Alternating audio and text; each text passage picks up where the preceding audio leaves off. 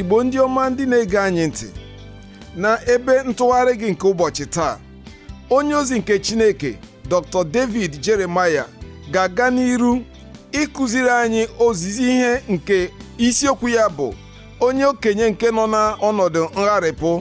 Otu okwu ahụ nke mere ka onye ozi nke Chineke Caleb wee bie ndụ nke imezu uche Chineke, ọbụna gị mgbe ọ nọ ohu afọ 4 ka dịkwa ike taa ịnapụta gị onwe gị site n'ọnọdụ ngharịpụ ọbụla nke ị na-agabiga taa.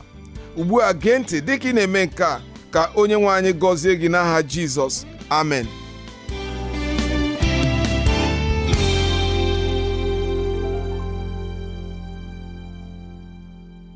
N'ụbọchị taa, n'usoro ihe ọmụmụ anyị imeri ọnọdụ ngharịpụ, anyị ga-agakwa n'iru n'ileba anya n'isiokwu ahụ bụ nke anyị kpọrọ onye okenye nọ n'ọnọdụ nke ngharịpụ. Cheta na ọ bụ n'akwụkwọ Joshua isi 14 ka anyị were ihe ọmụmụ a. Na nnọkọ anyị n'oge ikpeazụ, anyị lebara anya na ndụ nwoke a onye akwụkwọ nsọ mere ka anyị mara na aha ya bụ Caleb. Anyị hụrụ ihe nzuzo ndị nke nọ n'ime ndụ nwoke a. Anyị hụrụ na Caleb na ọ gara n'iru n'ito eto n'ihe nke a na-ahụ anya.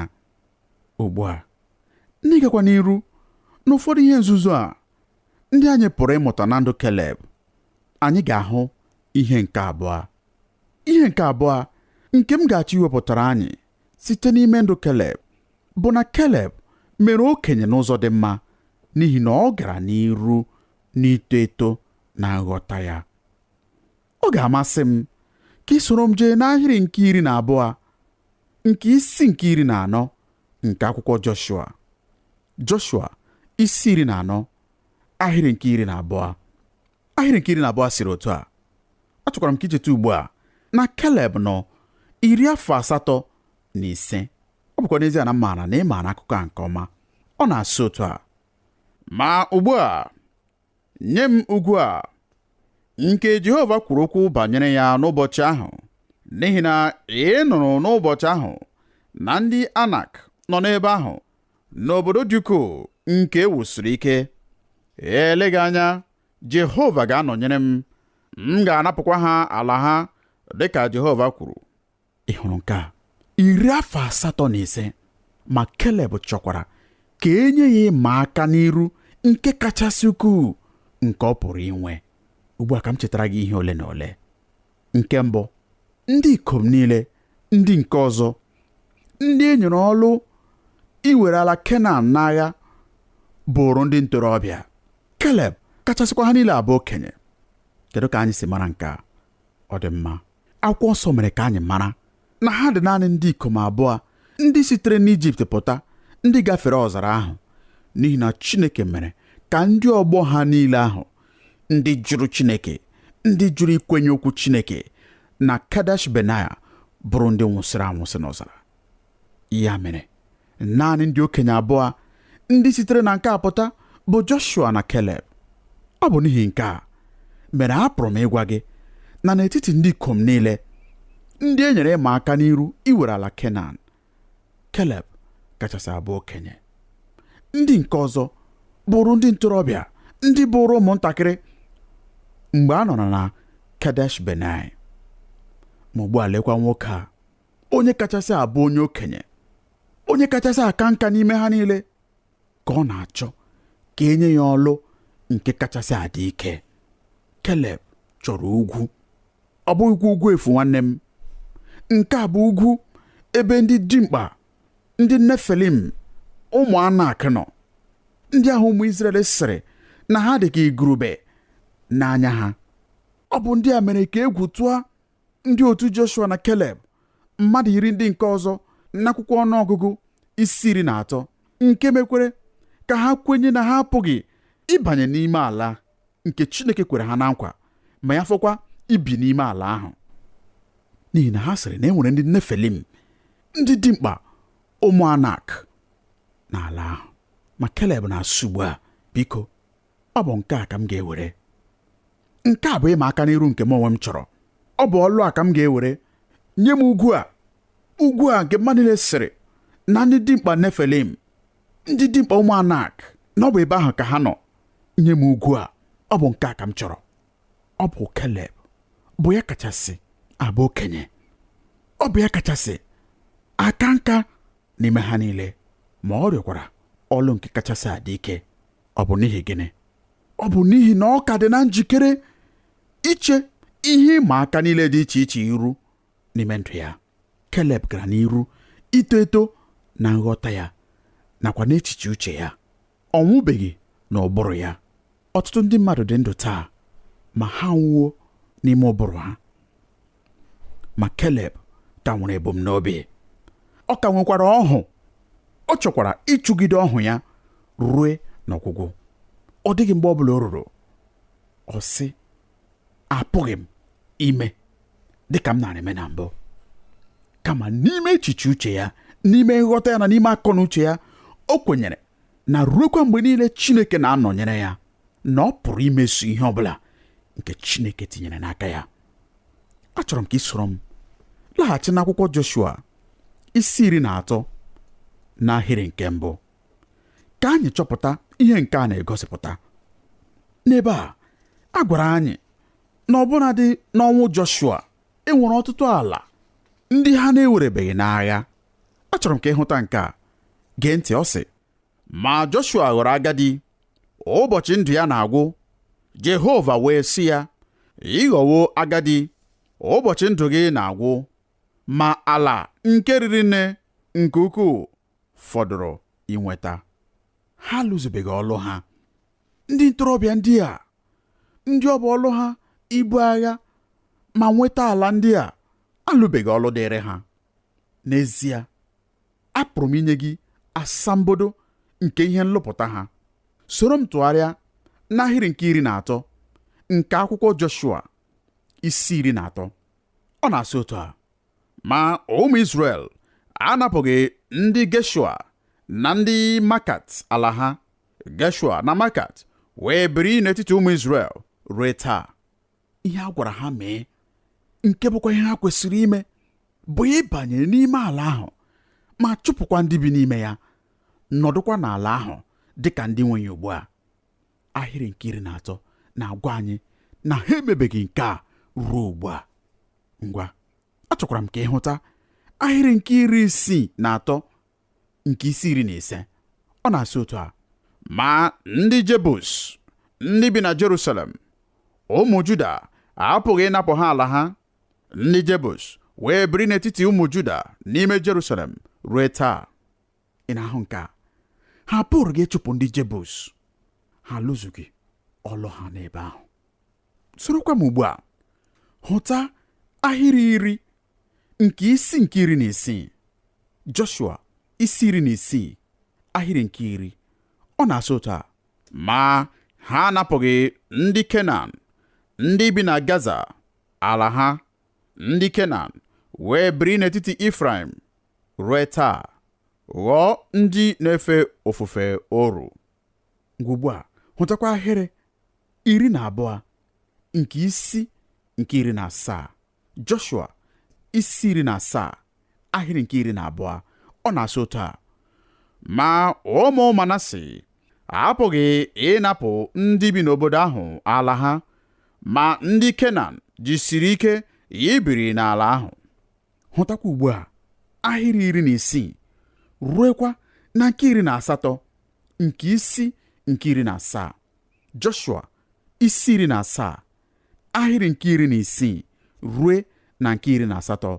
Ọ na-asị otu a: ụmụ Josef wee sị, ugwu a ezughị anyị, ma ụgbọala igwe dị n'aka ndị Kenan niile, ndị bi n'ala ndagwurugwu, ma ndị bi na Bet-Shean na ụmụ obodo ya, ma ndị bi na Jezreel.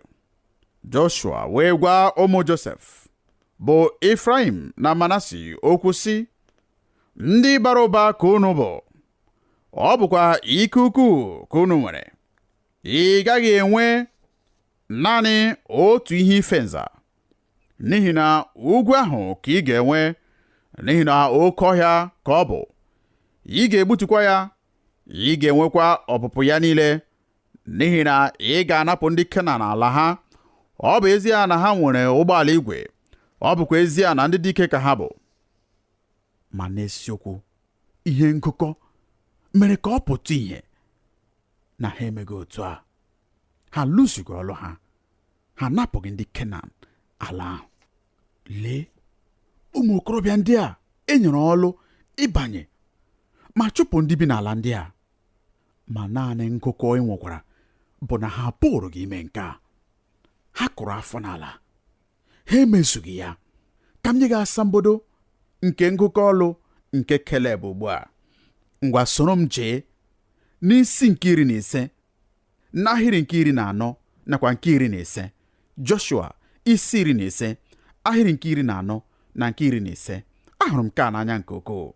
Ọ na-asụ otu a: Keleb wee si n'ebe ahụ napụ ụmụ ndị ikom Anak atọ, bụ Sheshai na Ahiman na Talmai, ụmụ Anak, ala ha. O wee si n'ebe ahụ rigo imegide ndị bi na Debịa, ma aha dibịa na mgbe gara aga bụ Kiriat Sefa. Ugbu a ị na-ahụ Keleb ewezugawo ndị dimkpa ndị Nefelim dị a n'ụzọ, bụ ụmụ Anak. Nke fọdụkwara bụzi ihe eji egwuri egwu nye ya. Ugbu a lee ihe o mere. Akwụkwọ nsọ sị, Keleb wee sị, onye ahụ nke ga-etigbu Kiriat Sefa were ya, m ga-enyekwa ya Aksha, bụ nwa nwaanyị na nwunye. Ị na-aghọta ihe na-eme ebe a?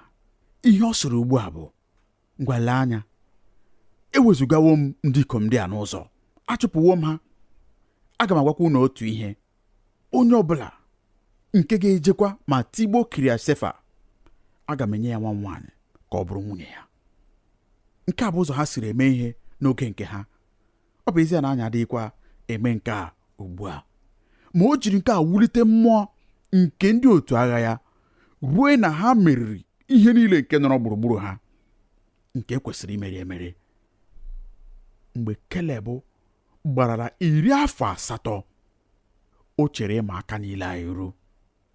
O mezukwara ihe niile nke edebere n'iru ya ime. Ọ gara n'iru ịbụ ihe ọ bụrụ ọbụnadị mgbe ọ nọrọ na Kedesh Benaya, n'ihi na ọ bụrụ na ị chetara na Kedesh Benaya, Keleb bụrụ nwoke na-eche echiche n'ụzọ si n'ezi. Ndị ọzọ niile sịrị, anyị apụghị ime ya. Ma Keleb na Joshua sịrị, enyi m, ebe Chineke nọnyere anyị, anyị pụrụ ime ya. Haleluya! Ọ gbanweghị, ọbụnadị nwa nke nta. Ọ bụrụ nwoke dị ike n'etiti ndị ụjọ. Ọ bụrụ nwoke mmụọ ya dị ike n'etiti ndị ikom ndị mmụọ ha dị pekepeke. Nke a bụkwa ihe ncheta nye anyị niile, na ihe naanị ọ chọrọ bụ ọnọdụ nke obi anyị. Ọ bụghị ihe anyị pụrụ ime, nke na-egosipụta ma anyị bụ ndị ntorobịa ma ọ bụkwanụ na anyị bụ ndị okongwu. Ịbụ okongwu mgbe ị nọ afọ 40, ma ọ bụrụ na ị kwụsịwo ito eto, ma ọ bụrụ na ị kwụsịwo ịnabata ịma aka n'iru nke ndụ. Nhazi ihe nke Chineke na ndụ abụghị site n'afọ ole anyị nọwụrụ n'ime ụwa. N'ezie, nke a bụ ozi m nwere taa nye gị.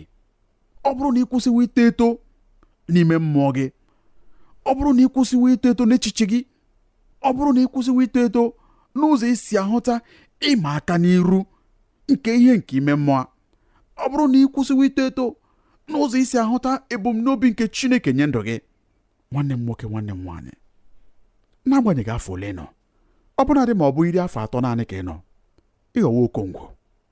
Ọ ga-amasị m ịkwụsị n'ebe a ma chetara gị na omenala nke ọgbọ anyị bi n'ime ya na-eme ka anyị ghara ịnakweta ụdị obibi ndụ a nke Keleb. Amaghị m ịchọpụtawo nke a, ma omenala nke ọgbọ anyị bi n'ime ya na-agwa anyị na anyị apụghị ịga n'iru inwe ebumnobi na agụụ ma ọ bụ ịchụso ọhụ nke anyị nwere mgbe anyị ruru otu oge ma ọ bụ otu ogo nke afọ. Echetara mgbe m gụrụ otu akwụkwọ maka ahụike nke onye dere ya bụ nwoke a na-akpọ Bruce Larson. Ọ bụkwa akwụkwọ nke dị oke mmasị. Nwoke a maara ka esi ede ihe. Ọ sịrị, mgbe m bụrụ nwata, ndị okenye ndị gbara m gburugburu na-agụ otu abụ nke na-emekwa ka anya mmiri jupụta ha n'anya. Ha na-agụ abụ asị, mgbe m mere okenye rie nne, rue na apụghịkwa m ịrọ nrọ, aga m na-echeta gị. N'ihi na mgbe m mere okenye rie nne, rue na apụghị m ịrọ nrọ, ịhụnanya gị ga-adịgide n'ime obi m. Nke a bụ abụ ha na-agụ. Achọrọ m ịgwa gị na mgbe ị mere okenye rie nne, rue na ịpụzighị ịrọ nrọ, imewe okenye rie nne, n'ihi na nrọ nakwa ọhụ bụ ihe ya na ndụ so. Nke a bụ ihe o dere. Nrọ na ọhụ bụ ihe ndị ya na ndụ na-eso. Nke a bụ eziokwu. Mgbe ị kwụsịrị ịrọ nrọ, nwanne m nwoke, nwanne m nwaanyị, ọ gwụsiwo. Ị dịghị eche ka ọ nwụrute, ịghọwo onye nwụrụ anwụ. Naanị na ị na-agagharị ugbu a n'okpokoro arụ, ma onye ahụ nwụọ.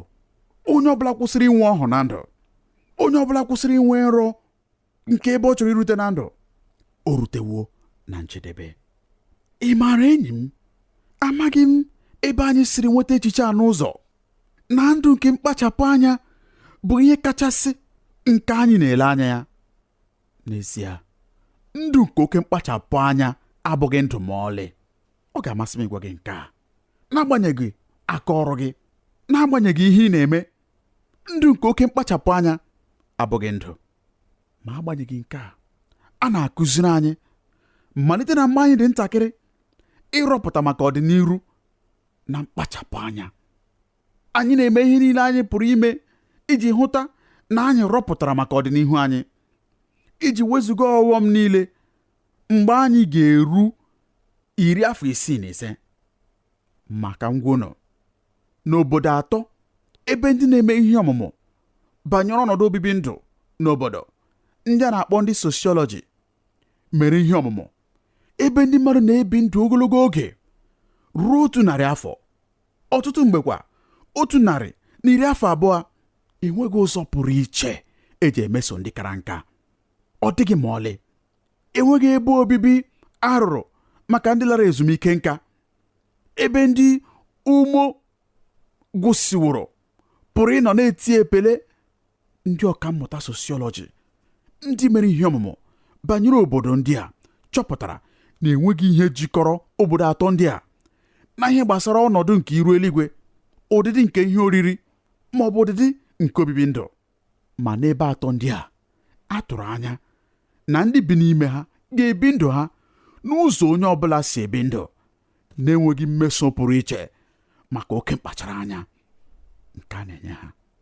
Ha na-aga n'iru ịlụ ọlụ ha, ịkọ ugbo, ilekọta ebe azụmahịa, ruekwa mgbe ha na-anwụ n'ihe dị ka 100 afọ na ụma.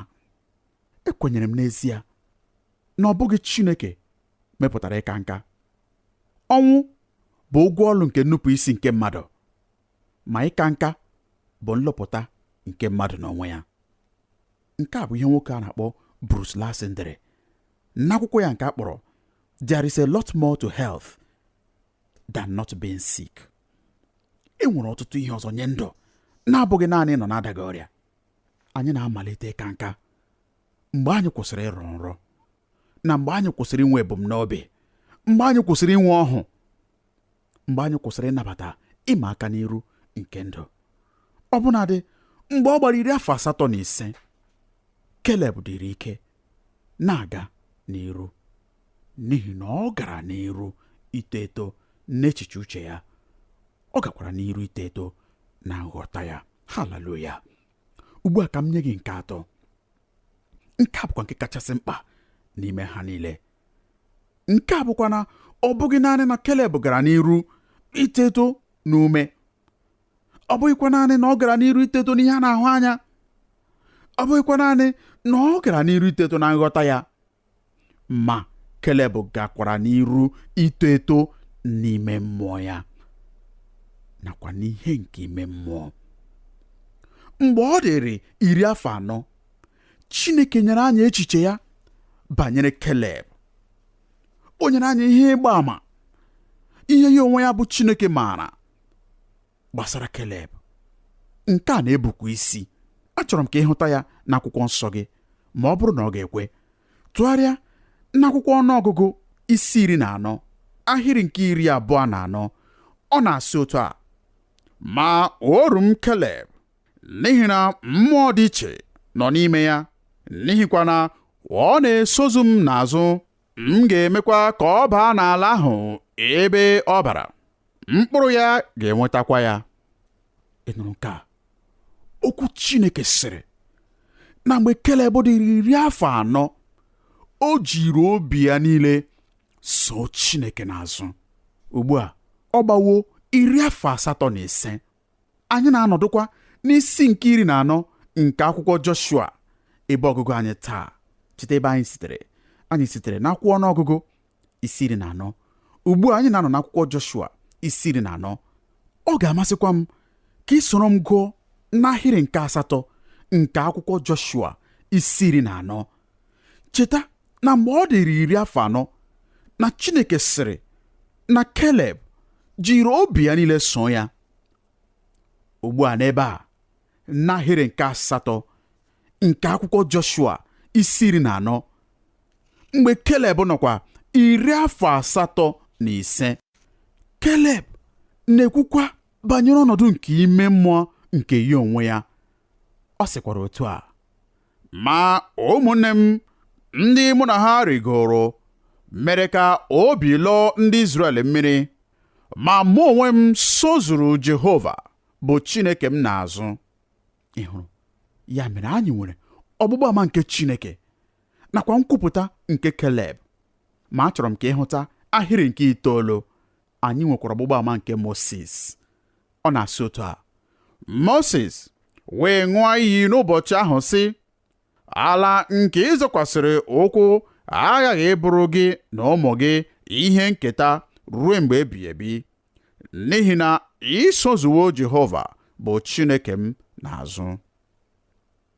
Ihe nke mere ka Keleb gaa n'iru mgbe niile abụghị naanị n'ihi na o lekọtara onwe ya anya nke ọma, ọ bụghị n'ihi na ọ kpachapụrụ arụ ya anya nke ukwuu n'ihe a na-ahụ anya, ọ bụghị naanị n'ihi na ọ gara n'iru ito eto na nghọta ya, kama ọ bụ n'ihi na Keleb bụrụ nwoke onye nyechasịrị onwe ya ijere Chineke ozi. Ọ bụghị onye na-eso Chineke naanị mgbe ụzọ dị obosara maa mma. Ọ bụrụ nwoke jiri obi ya niile sozuo Chineke n'azụ. Aga m ekwu otu ihe nke a pụrụ ịghọtahie, ma n'ezie ọ dịghị ihe ọ bụla m nwere megide ndị okenye izu ike mgbe ha chọrọ. Eleghị anya ije dina n'otu ebe ma nara ikuku ndụ mgbe ha chọrọ. Maka mwepụta otu ihe nke m chọpụtara n'ebe ọtụtụ ndị nke Kraịst nọ, mkpebi siri ike nke ha nwere na mgbe ha jisiri obi ha niile so Chineke ruo otu ogo nke afọ ịla ezumike nka. N'ugbu a ha enwetawo ikike iji naanị otu ọkara nke obi ha so ya ruo mgbe ha ga-anwụ. Apụghị m ịhụta nke a n'akwụkwọ nsọ. N'ezie, apụghị m ịhụta nke a n'okwu Chineke. Nke a apụtaghị na ị pụghị ime njem ezumike, ma ị maara na e nwere ihe ka n'ọnụọgụgụ ndị okenye ndị nke Kraịst ndị kwenyere na ha akwụghị ụgwọ ha kwesịrị ịkwụ, na ha alụsiwo ọlụ ha. Ugbu a kwa nke a bụ oge nke ọgbọ ndị ntorobịa. Ya mere ha onwe ha na-anọdụ ala n'akụkụ na-ezu ike mgbe ndị ntorobịa na-alụ ọlụ. N'ezie, ọ gaghị amasị inwe ụdị echiche a n'obi m mgbe m ga-ezute Keleb n'eluigwe. Ọ gaghị amasị m ma ọlị, n'ihi na mgbe ị kwụsịrị ijere Chineke ozi, ị ga-akwụsịkwa ito eto n'ihe nke ime mmụọ. Mgbe ahụ gị onwe gị ga-akwụsịkwa ito eto n'ime mmụọ nke gị. Ọ bụrụ na ị kwụsị isonye n'ime ihe Chineke kwadoro gị ime, ị ga-etufukwa ụfọdụ ike nke ime mmụọ nke o nyere gị maka ọlụ dị otu a. Amaghị m maka onye nke Kraịst ọbụla onye pụrụ ịdị n'ala na-ezu ike ma gakwa n'iru ịbụ ihe Chineke chọrọ ka ọ bụrụ. Isonye n'ijere Chineke ozi bụ otu akụkụ nke uto anyị nke dị oke mkpa. O kwesịghịkwa ịkwụsị n'agbanyeghị afọ ole anyị ruteworo. N'ezie, n'ụfọdụ ebe ofufe, e nwere ọtụtụ ndị okenye ndị na-eme ka nzukọ Kraịst na-ekpo ọkụ. Haleluya! Ka Chineke gọzie ha, ka agbụrụ ha gakwa n'iru ịba ụba. Anyị ahụwo ndụ nwoke a, anyị nwekwara mmetụta na e nwere ọdịiche dị n'ebe ọ nọ. Ọ dị 85 na-agakwa n'iru n'ito eto. O chetara nkwa Chineke kwere ya, nke edepụtakwara n'ọtụtụ ebe n'akwụkwọ nsọ. O bikwara ndụ ya na nsaghachi nye nkwa ndị a. Nke a bụ ebumnobi Chineke nye gị onwe gị na m onwe m. Ana m agba gị ume n'ụtụtụ a. Ime okenye enweghị ihe ọ bụla o nwere ime ya na ka ndị mmadụ siri ahụta akpụkpọ arụ anyị. N'ezie, ihe niile ọ bụ naanị ihe na-eme n'ime nke okpokoro arụ a anyị na-ebi n'ime ya. Ama m na ị na-eme okenye, ma ị na-arapụ onwe gị ka ihe dị n'ime gị ka nka. Ama m na anụ arụ gị na-aka nka, ma ị ga-ahapụ onwe gị ka ime mmụọ gị ka akwa nka. Nke a bụ ajụjụ nke na-agaghị ịsa. Kedu ka m chọrọ isi ka nka? Ihe ọ bụla nke bụkwa ọsịsa gị, ọ bụkwa ugbu a ka ị ga-akwado onwe gị maka ya, ka onye nwaanyị gaa n'iru n'igbo n'ome nakwa ijidesi n'aka ike n'aha Jizọs.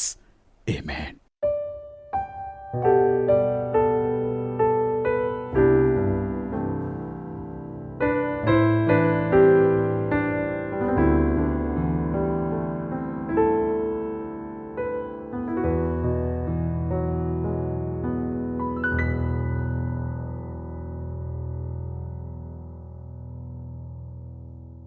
Ana m ekele gị onye nyere anyị ohere iwetara gị okwu Chineke taa. Ọ bụ ihe obi ụtọ nye m na ịhụwe ugbu a na nka abụghị ngọpụ. Ekwere m na onye nwe anyị esitewo n'okwu ya wee gọzie gị. Kwenye ma nwekwa agbamume. Chineke pụrụ ịzọpụta gị n'ọnọdụ ọbụla nke ị na-agabiga ugbu a. Ọ bụ chi nke na-azọpụta ndị nọ na mkpa. Naanị ihe ị ga-eme bụ ịnabata Jizọs dịka onye nzọpụta gị. Ma ọ bụrụ na imebeghị nke a, ọ bụrụkwa na ị chọrọ ime nke a ugbu a, ọ ga-amasị m ka anyị kpee ekpere. Nna anyị nke bi n'eluigwe, ekwere m n'ime obi m na Jizọs bụ ọkpara gị, onye bịakwara ma nwụọ ọnwụ n'ihi mmehie m. Ana m arịọ gị ugbu a ka ị gbaghara mmehie m niile. Ana m ekwupụtakwa Kraịst ugbu a dịka onye nwe m na onye nzọpụta m. N'aha Jizọs ka m na-arịọ, amen. Ọ bụrụ na ị kpere ekpere a, ọ ga-amasị m ka ị chọọ nzukọ Kraịst ndị kwere na okwu Chineke. Ha ga-emekwa ka ị mara ihe ndị ọzọ nke ị kwesịrị ime maka ito eto na Kraịst. Chukwu gọzie gị n'aha Jizọs, amen. Ekele dịrị gị, gị onye nyere anyị ohere ịnọnyere gị n'ebe ntụgharị gị nke ụbọchị taa. Ọ bụrụ na ị chọrọ ịkpọtụrụ anyị, ị pụrụ ime nke a site na ịkpọtụrụ anyị n'eriri igwe telefon